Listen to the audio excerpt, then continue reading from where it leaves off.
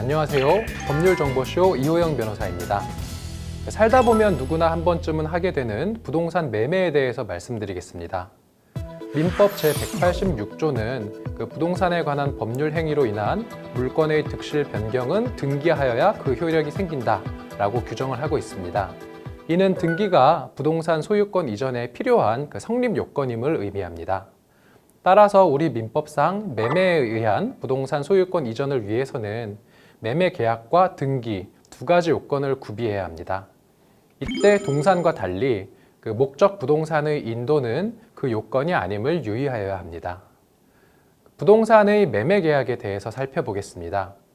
매매는 매도인이 재산권을 이전하고 매수인이 그 대금을 지급하는 것에 관해 합의를 하면 성립합니다. 그 밖에 일방이 이행의 시기 및 장소, 담보 책임, 계약의 비용 등을 계약의 내용으로 제시한 때에는 상대방이 이에 동의한 때에 합의가 이루어져서 매매가 성립합니다. 사례를 한번 살펴보겠습니다. A는 결혼 후 10년간 돈을 모으고 재테크를 해서 드디어 새로운 집을 마련하게 되었습니다. 하지만 A는 부동산 매매 계약을 해본 적이 없기 때문에 인터넷을 통해 정보를 검색해 보았지만 법률 용어와 절차가 어려운 것만 같아서 두렵기만 한 상황입니다. 사례의 질문을 하나 해볼 수 있는데요. A는 부동산 매매 계약을 체결할 때 무엇을 유의해야 할까요? 부동산 매매 계약을 맺기 전에는 기본적으로 살펴야 할 점들이 있는데 먼저 부동산 등기 기록과 현장 조사입니다. 등기 기록을 통해서 건물이나 땅의 주인이 정말 본인이 맞는지, 주소가 정확한지 등을 확인하여야 합니다. 그 다음으로는 사려고 하는 부동산이 다른 사람에게 저당권이 설정된 물건은 아닌지, 가압류가 되어 있는 것은 아닌지 살펴보아야 합니다. 그리고 구청에서 건축물 관리대장과 토지대장, 토지 이용 계획 확인원을 발급받아 보면 그 부동산으로 아파트 시행이나 주택 건축 등 하려고 하는 일을 정말로 할 수 있는지를 알 수 있습니다. 또한 현장 조사를 해야 하는데요. 물건을 직접 보고 확인을 해야 하기 때문입니다. 직접 보지 않으면 문제가 발생하는 경우가 있을 수 있습니다. 계약은 등기 기록상의 소유자와 직접 맺어야 합니다. 만약 대리인과 매매 계약을 할 경우에는 대리인의 위임장을 확인해야 하고 본인과 연락을 할 수 있을 때에는 직접 연락을 해서 본인의 위임을 받은 것이 맞는지 확인하는 것이 안전합니다. 또 소유자와 직접 계약을 할 때에도 소유자가 미성년자이거나 피성년 후견인, 피한정 후견인이 아닌지를 확인해야 합니다.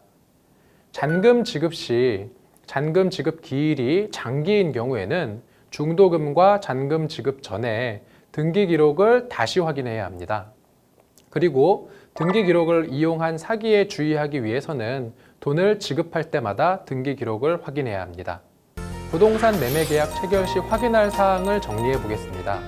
대금의 액수와 지불 시기, 매도인과 매수인의 이름, 주소, 주민등록번호, 부동산을 넘겨줄 시기, 물건을 제대로 넘겨주지 못하는 경우 매도인이 어떤 책임을 지는지, 그 외에 여러 가지 하여야 하는 특약사항, 계약 체결 시 입회인의 이름, 주소, 주민등록번호. 다음 질문으로는 계약금을 지급하면 어떤 권리를 주장할 수 있을까? 이런 것이 가능합니다. 계약금만을 지급한 단계에서는 판 사람이나 산 사람에게 큰 권리의 변동은 없습니다.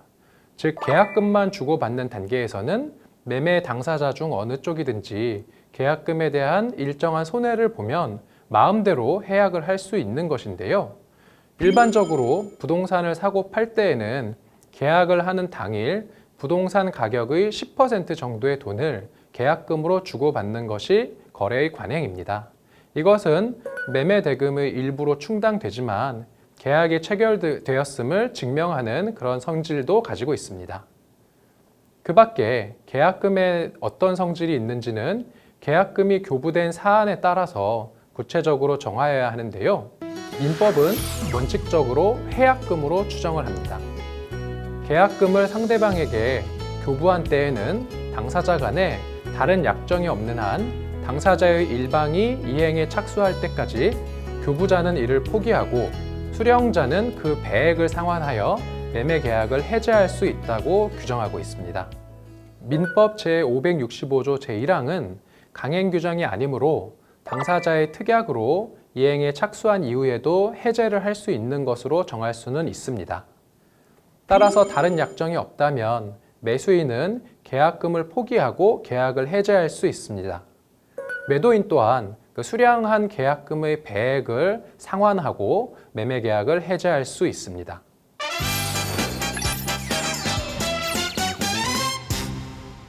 이번 주제 부동산의 매매에 관한 키포인트는 부동산 등기 기록을 확인하여 부동산의 주인의 인적사항을 확인하고 그 부동산의 소유자와 직접 계약을 체결해야 한다는 것입니다. 또한 등기 기록을 통하여 다른 사람에게 담보로 제공된 부동산은 아닌지, 건축물 관리 대장이나 토지 대장 등을 확인하여 그 부동산을 사려고 하는 목적이 달성될 수 있는지 확인을 하는 것이 필요합니다. 지금까지 법률정보쇼 이호영 변호사였습니다. 감사합니다.